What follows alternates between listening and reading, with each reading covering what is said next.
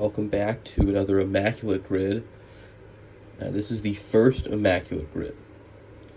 So, obviously now you can go back and do any grid. So I'll probably do that. Well, I'm saying that while doing this, so that's not a very smart statement. But the Blue Jays column isn't going to be that good, I think, because they're one of the newer franchises. But these two should be pretty good. Let's get Rico Cardi. 0.2%. Had a weird career. Missed like a lot of time. Missed 68 and 70. So, yeah. Or 71, excuse me. Right after he hit 366 in 1970. And, I mean, you could probably look at all these years. 86 games, 33 games, 118 games, 104 games. Like this is a year he hit 342, 164 OPS plus, only 104 games. He could really hit. Now,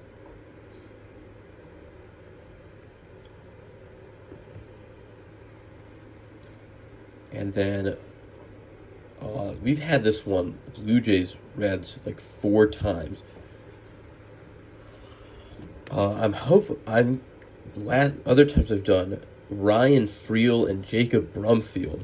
So hopefully Miguel Cairo, who's a new one that I haven't done, is a good score.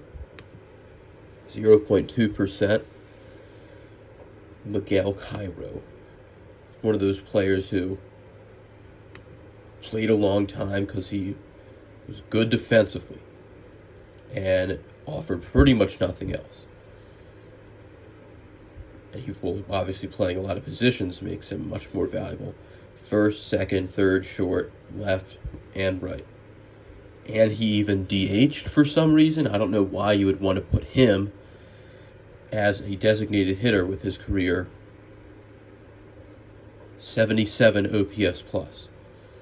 So very good decision by, who was it, the Rays? And he played the most games at DH. The Cardinals, okay, so Tony La Russa, big brain play there. And he had they only probably played like 10 games in an American League stadium with the DH. So, although maybe he was like pinch hitting for them or something, I don't know. I don't know what that thought process was. And let's get Rob Refsnyder. 0.9%. Looks like he has eye bags in that photo. Richie Zisk had a couple good years with the Rangers. Hopefully he made an all-star team.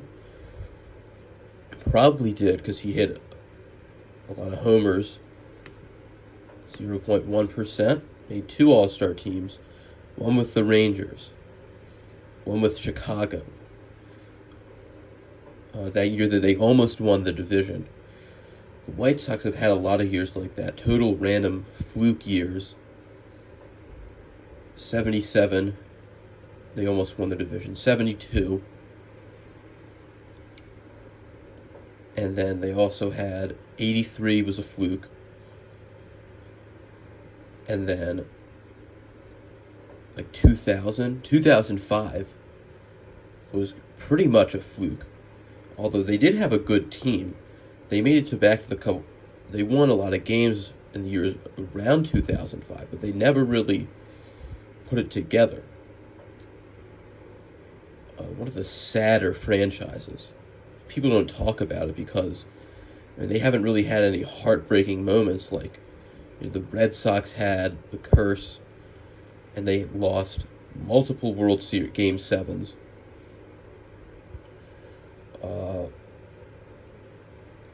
But speaking of the Red Sox, Here they are. And Hall of Fame. Wait a minute. Gil Hodges did not play for he managed the Senators. Okay. I almost just put that in there. I almost just messed myself up for that one. I've had Fergie Jenkins, Nolan Ryan. How many people got it? It's probably all Nolan Ryan. 91. Fergie Jenkins, Nolan Ryan. Who else have they had? Gaylord Perry, I think, played for them. And then, did any Hall of Famers play for the Senators? Minnie Minoso. That's going to be a good one. 0.2% for Orestes Minoso. Did not mean to click on that. Blue Jays. And then Red Sox Hall of Fame. Let's go with Heine Manouche. 0.04% for Henry Manouche. Great name, by the way. Also had a huge temper. And then Reds Hall of Fame, let's go with a man who managed them,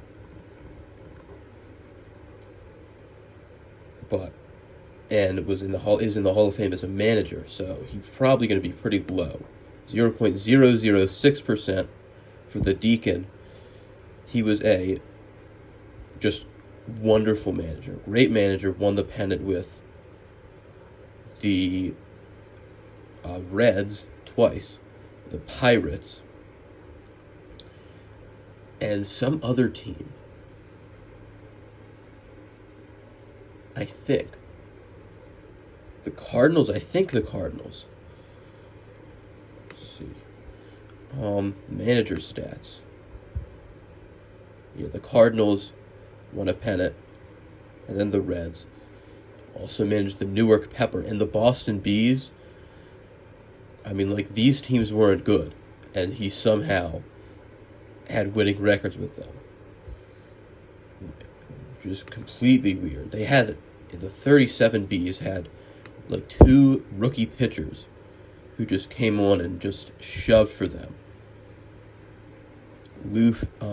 Jim Turner, who's a rookie pitcher, is like 33-year-old.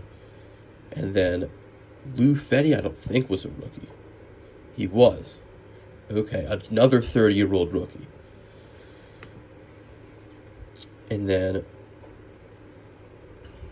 let's go with Grady Hatton, probably made an all-star team for the Reds. You could have guessed pretty much anyone from 1957, because that was the last year that they did fan voting. I think it was 57. And it was in Cincinnati, and so all the Reds fans voted for only Reds players. The only non-Red that was named to the starting lineup was Stan Musial, which speaks to his popularity.